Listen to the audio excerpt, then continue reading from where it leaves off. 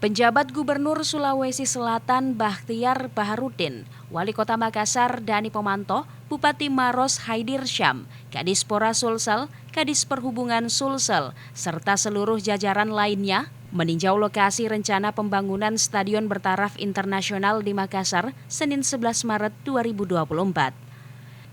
Wali Kota Makassar Dani Pomanto mengaku setelah ditinjau lokasi pembangunan Stadion Bertaraf Internasional tersebut sesuai standar Kawasan Keselamatan Operasi Penerbangan atau KKOP.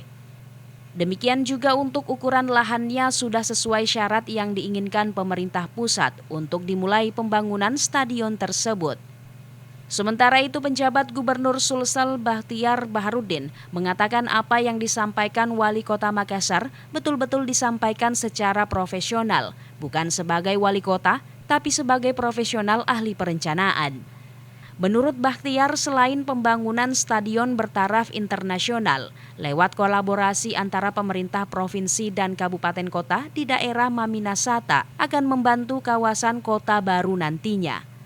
Nah, tadi pikiran beliau gini, ini di belakang kita ini akan menjadi kawasan kota mandiri, kota baru yang kita bayangkan ada lahan 10.000 hektar, mungkin sampai di wilayah Maros, Kabupaten Maros nanti ditanya.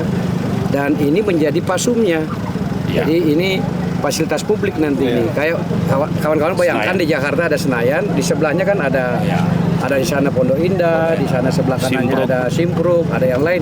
Nah, justru pasumnya itu yang stadion dan kawasannya itu. Nah, ini menjadi senternya, tetapi ini fasilitas dari kawasan. Jadi begitu kita bikin ini, jadi gunungnya ada, lembahnya ada, lautnya ada. Jadi kota yang sangat lengkap sebenarnya kawasan Maminasata ini. Tim redaksi Fajar TV dan Fajar Radio melaporkan.